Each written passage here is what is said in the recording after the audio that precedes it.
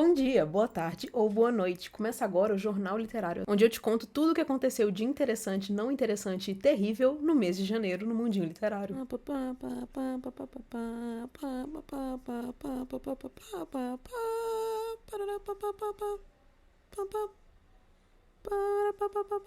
Fernanda Torres, vencedora do Globo de Ouro e futuramente do Oscar. Amém. Livros de fantasias não existem mais e um pouquinho mais sobre a opinião do Felipe Neto sobre isso. Essa festa virou um clube de striptease. Um baile literário que ganhou um show de striptease enquanto as convidadas só queriam ver uma dança. Anúncio de adaptação, os lançamentos de janeiro e muito mais no episódio de hoje. Esse mês a gente já começou com os 2 pés na porta com simplesmente dia 6 de janeiro.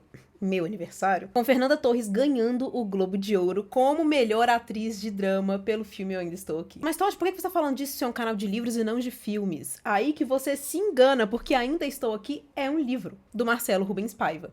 Então, se você não sabia disso, agora você tá sabendo. A Fernanda tá conseguindo todos os prêmios possíveis com esse filme, mas o céu é apenas o limite, porque o nosso foco é conquistar o Oscar. Ainda Estou Aqui recebeu 3 nomeações do Oscar, de melhor atriz, melhor filme internacional e melhor filme. Só o melhor filme, tipo, melhor filme. E eu já comecei a fazer minhas orações, energias positivas e tudo possível pra gente conseguir levar pelo menos no mínimo um Oscar pra casa. A nossa Fernandinha Pikachu voltar pra casa alegre e cheia de energia. Os livros de fantasia não existem mais. Já foi feito vídeo aqui no canal sobre isso, vou deixar aqui em cima nos cards, mas acho que vale dar uma recomentada sobre isso. Pra quem não sabe, o Felipe Neto vem de uns tempos, acho que já faz quase mais de, talvez uns 2 anos, que o Felipe Neto tem começado a ler e dar a opinião literária dele na internet. Ele, inclusive, tem um clube do livro, que eu acho que é tipo um clube de assinantes dele lá. Mas a gente pode dizer que a opinião literária do Felipe Neto é, no mínimo, polêmica. Ele já tinha caído na boca do povo quando ele falou sobre a Biblioteca da Meia-Noite. E falar que falou é quase um elogio, porque ele meio que massacrou esse livro. Ele xingou insanidades. Acho que ele xingou até a 3ª geração da família da autora. Tô zoando, ele não fez isso, mas enfim, ele xingou muito o livro.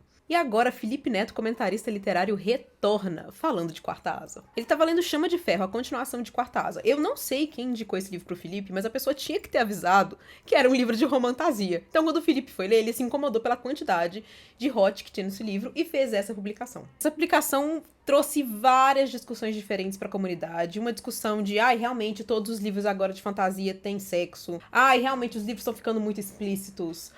Realmente não tem livro de fantasia mais. Fomentou vários tipos de discussões diferentes, só esse minúsculo comentário que ele fez aqui. Ele, inclusive, fez uma postagem depois com saudade quando os livros de fantasia eram fantasia de verdade, que trouxe até um grande burburinho, porque aqui ele coloca Jogos Vorazes e Divergente, que são livros de distopia e não de fantasia. Mas, de qualquer forma, se você quiser saber um pouquinho mais sobre a minha opinião sobre toda essa polêmica do Felipe Neto, sobre toda a polêmica de não existe mais livros de fantasias, assiste o vídeo que eu vou deixar aqui em cima, que eu acho que eu dou um pouquinho melhor a minha opinião sobre esse tópico. E é isso, pessoal. Vamos com certeza esperar a próxima leitura do Felipe Neto e a próxima opinião polêmica que ele vai dar, porque isso já virou um básico na nossa vida de leitores, é acompanhar a opinião, com certeza absurda, que o Felipe Neto vai dar sobre algum livro. Porque ele sabe que os leitores ficam insanos e sempre comentam sobre isso. Você concorda com o Felipe Neto? Discorda do Felipe Neto? Por favor, me conta aqui nos comentários. A adaptação vindo por aí, mas será que a gente fica feliz ou a gente fica preocupado? O sucesso Amor Corrompido da Rena Kuang foi anunciado e vai ganhar série pela Netflix. E eu gosto de dizer com os meus amigos que a gente tem sempre aquela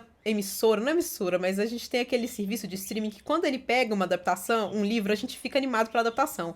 Mas tem alguns que quando eles pegam, a gente fica preocupado. E eu acho que a Netflix com certeza tá no time da preocupação. Quando a gente lembra que eles contrataram a seleção e nunca nem apareceu, o Amores Gelato se tornou aquilo ali, e outros vários exemplos que a gente fica um pouco preocupado pra qual lado o Amor Corrompido vai. A gente ainda não tem elenco, não temos data de lançamento, a gente não tem praticamente nenhuma informação além de que vai ser feito pela Netflix. Mas é isso, gente. Fica aí no ar, comecem a criar a expectativa de vocês, sendo ela positiva ou negativa, tá aí no ar. Mas é isso, agora só nos resta esperar e ver no que vai dar isso daí. E falando em adaptação, pra quem não sabe, Véspera da Carla Madeira também vai ganhar uma adaptação. Se eu não me engano, vai ser um filme pela HBO Max. E foram anunciadas 2 pessoas do elenco dessa adaptação. Sim, pessoal, ninguém mais, nada menos do que Bruna Marquezine e Gabriel Leone estarão no elenco da obra da Carla Madeira. Eu tenho que dizer que eu nunca li esse livro, inclusive nunca li nenhum da Carla Madeira, mas só de saber que a Bruna e o Gabriel iam pra essa adaptação, eu já fiquei bastante ansiosa. Porque é simplesmente a Bruna Marquezine, gente. Tem coisa que a gente tem que deitar. E é a Bruna Marquezine. E eu acho que a Max faz boas adaptações, então eu tô bem otimista pra adaptação de Véspera. A queda de Neil Gaiman. Pessoal, pra surpresa de muitos e pra tristeza de praticamente todo mundo, a carreira do Neil Gaiman vai de mal a pior. Pra quem não tá acompanhando essa polêmica, ano passado saiu um podcast onde uma menina contava sobre vários relatos que ela teve e passou de abusos na mão do Neil Gaiman. Esse podcast foi cercado de polêmicas e pormenores em relação a ele. Eu, inclusive, vou deixar o vídeo aqui em cima do Paulo Hartz, que eu acho que ele explica muito bem tudo em volta desse podcast. Mas no mês de janeiro saiu uma matéria completa com detalhes no New York, chamada Call Me Master. Gente, posso dizer pra vocês que eu li essa matéria inteira e não é nem que eu me arrependo, mas eu precisei até dar pausas pra respirar durante ela. É uma matéria repugnante, com detalhes absurdos sobre as coisas que o Neil Gaiman fazia. A matéria acompanha a Scarlett, que é uma estudante de 22 anos, e basicamente nós vamos acompanhar ela começando a se envolver com a família do Gaiman. A Scarlett basicamente entra nessa situação por conta da ex-mulher do Neil Gaiman, que fica meio que obcecada por ela e começa a convidar ela constantemente pra jantares e pra sair junto com ela. Até que quando elas criam essa intimidade, a ex-esposa do Neil Gaiman começa a convidar a Scarlett pra cuidar do filho deles, que ainda tinha acho que 2 anos na época. Em uma das primeiras vezes que ela cuida da criança, ela já fica sozinha com o Neil Gaiman na casa. Ele já propõe coisas completamente absurdas com ela, ele inclusive estupra ela nessa primeira situação onde eles ficam sozinhos. Uma coisa que é deixado muito claro na matéria é como a Scarlett era uma garota fragilizada. Ela já tinha sido abusada anteriormente por membros da família dela. Ela tinha pouquíssimo dinheiro. Inclusive, eu acho que no momento que isso aconteceu, ela estava praticamente desabrigada. E esse caso não era um caso isolado, onde a Amanda Palmer, que era a ex-esposa do Neil Gaiman, encontrava meninas sempre fragilizadas e meio que levava pra ele. Então, por conta disso, a Scarlett continua trabalhando pra eles. E é exatamente neste contexto que ela acaba sendo assediada, abusada e, inclusive, outras várias vezes. Como eu disse, a matéria dá detalhes completamente sórdidos sobre isso. Então, se você for ler, esteja preparado. Porque a Amanda é muito clara e muito aberta sobre cada mínimo detalhe do que aconteceu com ela. E ela conta com detalhes tudo que ela passou na mão do Neil Gaiman nesses anos, incluindo coisas que foram feitas na frente do filho dele. Na época, acho que tinha 2 a 3 anos. O Neil Gaiman e a Amanda Palmer não participam dessa matéria, eles não quiseram participar da matéria. Mas a Scarlett dá detalhes e, inclusive, ela comenta de outras mulheres que também passaram por isso. E a matéria, inclusive, também cita outras mulheres e dá detalhes sobre elas. Mulheres no contexto de que o Neil Gaiman ia fazer leitura de capítulos ou ia fazer turnês pelo país e ele sempre encontrava, como se fossem essas groupies, sabe? Tipo, essas meninas que são muito obcecadas pelo ator. E ele sabia disso, ele sabia que elas eram obcecadas por ele, e ele acabava se aproveitando delas por conta disso. Nesse caso, realmente era uma situação consensual, mas a diferença é que quando chegava na situação no quarto, ele basicamente colocava elas numa posição de humilhação mesmo, sem avisá-las previamente. Então, basicamente, o Neil Gaiman, ele era essa pessoa que gostava das práticas de BDSM, mas a diferença do BDSM é que o BDSM é muito bem estabelecido, ele tem limites e ele tem, por exemplo, palavras de controle, né? Que são aquelas palavras usadas pra quando você quer que a pessoa pare. A palavra de segurança.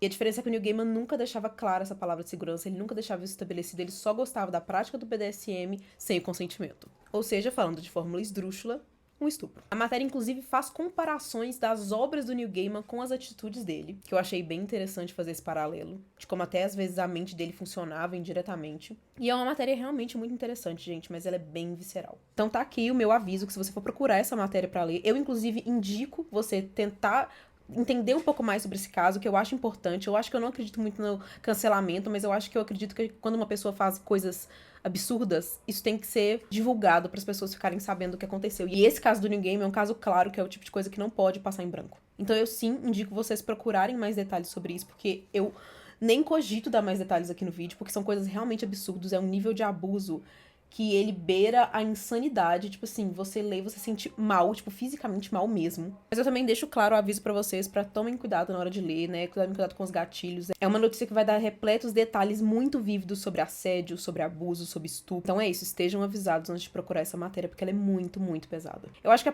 a parte que mais choca a comunidade literária, e principalmente os fãs do Neil Gaiman, é que o Neil Gaiman sempre foi uma pessoa que sempre foi conhecida como esse escritor muito feminista. Então ele era muito advogado pelas causas feministas, ele era muito advogado pelas causas LGBTQIA+. Então, isso vir dele choca muito a comunidade. O Neil Gaiman ainda não falou nada sobre isso, a assessoria dele, no máximo, falou que as alegações são infundadas e completamente loucuras, além de serem repugnantes. E é isso, na época que saiu o podcast, a galera realmente estava questionando a veracidade da coisa, porque tinha toda uma polêmica em volta da menina que deu a entrevista e tudo mais, mas depois dessa matéria e dos detalhes que ela dá, inclusive ela traz outras pessoas, que ela comenta de outras pessoas que vivenciaram a mesma coisa. É aquela coisa, a gente nunca realmente conhece as pessoas totalmente, principalmente os ricos. Tá tudo bem não gostar de um livro, o problema é como você critica aquele livro. Se você tava minimamente no TikTok no mês de janeiro, você viu a polêmica do livro de fantasia da Natália.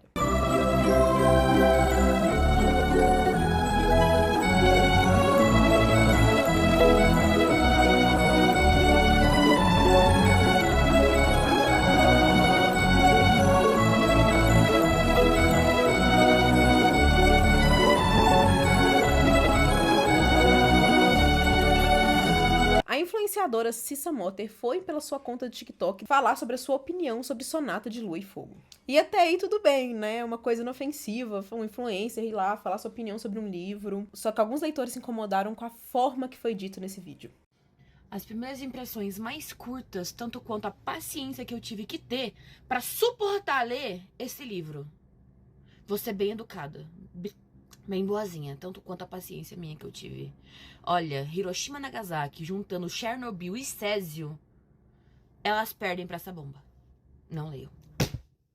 E aí, basicamente, a internet se dividiu em dois lados. Um lado que falava que tava tudo bem ela criticar o livro, mas ela tinha que ter educação na hora de criticar aquele livro. O outro lado falando que tava tudo bem ela criticar, que ela podia criticar da forma que ela quisesse, que as pessoas só estavam criticando a crítica dela porque era um livro nacional. Depois de umas semanas, a autora do livro, Natália Ávila, foi a seu Instagram e fez um pronunciamento. Muito classudo e minimalista, diga-se de passagem. Deixando muito claro que é isso. Ela, como autora, tá aberta para as pessoas gostarem ou não gostarem do livro dela. E que educação não é uma coisa discutível, e sim deveria ser uma coisa obrigatória. Meus amigos, eu vim aqui abrir o meu coração com vocês. E esse vídeo é para todos que viram os comentários acerca do meu livro Sonata de Lua e Fogo. E eu vim aqui conversar porque tem alguns pontos que eu acho importantes de esclarecer. Especialmente aqueles que trataram o tema com respeito e empatia e querem conhecer a minha visão dos fatos. Quando tudo começou, eu escolhi me manter em silêncio porque as críticas eram sobre as opiniões dos leitores. E eu não acho que o autor deva discutir com a interpretação ou opinião do leitor. A experiência de leitura é única e eu respeito isso. Afinal, respeito ao próximo é um valor inegociável. Falando agora da divulgação da história, eu usei os mesmos argumentos de quando lancei o livro em 2021, ainda no Independente, o que me trouxe muitos leitores que amaram a história. É um livro de classificação 14 anos, inspirado em RPG e contos de fadas, com a vibe de Sailor Moon, romance e alguma inspiração em Senhor dos Anéis no que tange a trope da jornada e do objeto mágico. A todo momento, eu convidei o público a ler a amostra gratuita dos capítulos a fim de conhecer a narrativa antes de fazer a compra do livro. Como autora, eu ofereci todas as informações que eu poderia sem dar spoiler, mas não é meu dever controlar a experiência ou a expectativa de cada indivíduo. Cada leitura é única e, como eu disse anteriormente, eu respeito. Ler um livro, ouvir uma música, assistir um filme é estar aberto a uma experiência e não esperar que ela se encaixe com aquilo que projetamos. As escolhas narrativas que eu tomei se referem aos meus sonhos e às minhas referências pessoais. E como todo artista, eu devo ser respeitado nesse quesito. Sobre os erros de revisão, essa não é uma etapa editorial de responsabilidade do autor no processo de publicação tradicional. E a Eisenkor já se pronunciou sobre isso. Todo livro, todo filme tem algum erro, isso é normal, mas eu entendo que isso possa ter interferido na experiência de alguns. E cabe à editora gerenciar isso da melhor forma possível, mostrando toda a atenção e carinho com seus clientes, o que já está sendo feito. Muito se fala sobre saúde mental, mas eu me pergunto onde está a empatia em momentos assim. Porque além de críticas construtivas e pertinentes, que sempre são bem-vindas, também tiveram acusações que não foram nem justas nem verdadeiras, e discursos replicados cheios de raiva e até ofensas. Isso tudo em um país que já oferece tantos obstáculos à literatura. Os comentários foram fechados anteriormente porque eu não estava em condições de lidar com esse tipo de fala. E essa é uma orientação para se seguir em casos assim, justamente para zelar pela saúde mental. E eu peço que compreendam. Como eu jamais me dirigi a ninguém de forma indelicada, eu espero o mesmo dos outros. Respeito e educação são inegociáveis em qualquer relação humana, seja ela online ou ao vivo. Eu sou uma pessoa com um sonho, fazendo o melhor que eu posso. Só quis dividir com o mundo o meu reconto do amor entre o sol e a lua. E tive a oportunidade de lançá-lo em uma edição lindíssima, que é o sonho de qualquer autor de fantasia. E essa história é muito especial pra mim. Quem me acompanha já me viu falando sobre isso algumas vezes, pois a última coisa que meu pai me falou antes de morrer foi que meu livro estava perfeito. Eu sempre soube que não estava e nunca foi essa a minha pretensão, está até nos agradecimentos. Mas eu gosto de pensar que é um projeto que nós ainda temos juntos, mesmo que ele já tenha partido. Então, o livro vai passar por uma nova revisão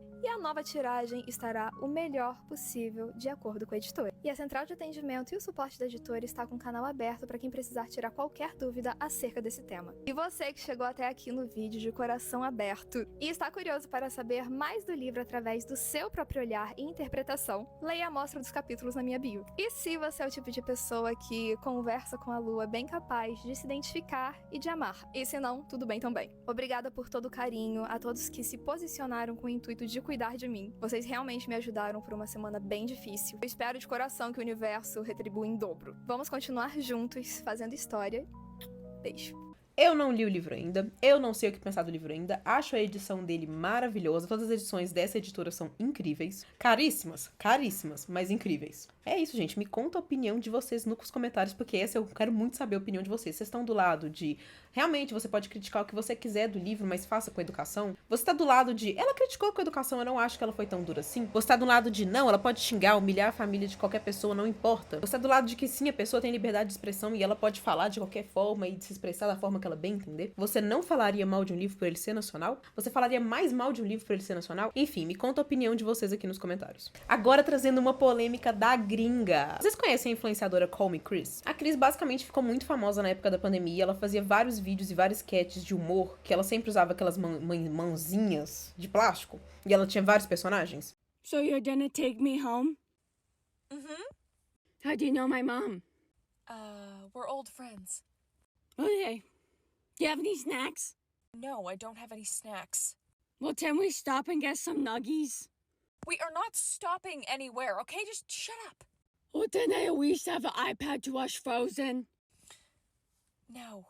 Please? You can't! Eu gostava muito dela na época da pandemia e eu pessoalmente achava ela bem engraçada, mas depois eu parei de acompanhar ela, sim, nem sei pra onde ela foi. Até que recentemente eu descobri que ela tinha um canal no YouTube. Corta essa informação. E ela publicou um vídeo em janeiro, basicamente falando que ela não lia muito, mas que ela sempre via livros aparecendo na For You dela, então ela decidiu dar uma chance pra esses livros. Esses livros, se eu não me engano, é Quebrando o Gelo, ela deu 2 da Penélope Douglas, ela leu 50 Tons de Cinza e outro que eu não lembro qual foi. E ela acaba com os livros, ela... Gente, esse vídeo era uma insanidade. This book was rough. This book is a walking, talking trigger warning, okay? If there was a picture beside the word trigger warning, this book cover would be right beside it. All right, I'm just gonna say that right now. I cannot recommend enough to probably not read this book. Por 40 minutos ela tecia vários comentários sobre isso, falando como o BookTok era nojento, como que esse tipo de leitura era perigoso, e inclusive ela fazia um comentário sobre livros de hóquei. Ela falava que era muito esquisito as mulheres gostarem de ler livros de hóquei, porque nesses livros os jogadores eram crianças. Esses livros universitários de hóquei, sabe? Tipo Off Campus. E que era muito estranho as mulheres gostarem desse tipo de coisa, porque nos livros os jogadores eram crianças. O BookTok gringo foi a loucura. Caíram em cima dela, foram vários vídeos. Call Me Chris's YouTube video, so you don't have to. She has since changed the title of the video and the thumbnail. Chris, book talk, debacle, drama, whatever you want to call it. Your For You page and book collection is full of half-naked hockey players and heavily age-gap good girl affirmations. You might need to come up for some air, you know, touch some grass, and that's just what the For You page and book collection is full of half-naked. If you're unfamiliar, this YouTuber, Call Me Chris, who I had not heard of until this, so great way to make a name for yourself. My trade. Shut up. Lockjaw. Talk about the Call Me Chris situation, and the main issue I have with this whole Call Me Chris book talk smut books are gross video. She knows what it's like to be judged for the kind of videos and content that you make on social media, yet she will go on YouTube and publish that kind of a video. Ela até tentou mudar a thumbnail do vídeo e o título. O vídeo antes era esses livros picantes, virais do TikTok são nojentos. Aí ela trocou pra o BookTok é Wild, que é tipo selvagem. Mas no final das contas não teve outra, gente. Ela tirou o vídeo do ar.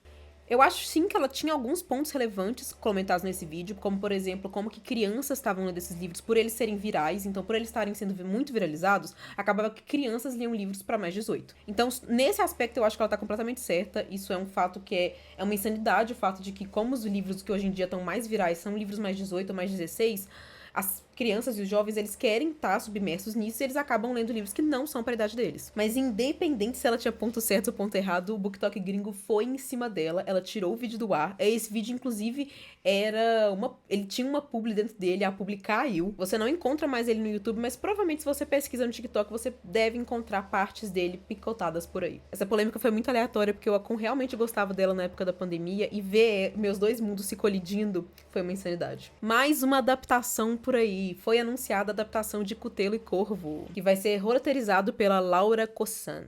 O filme será dirigido por Chris McKay, produção por Lyrical Media e Ryder Picture Company. Provavelmente vai ser um filme. Isso aqui é o mesmo caso de Amor Corrompido, gente. Não tem data de estreia, não tem elenco, só tem o anúncio. Quando vai sair?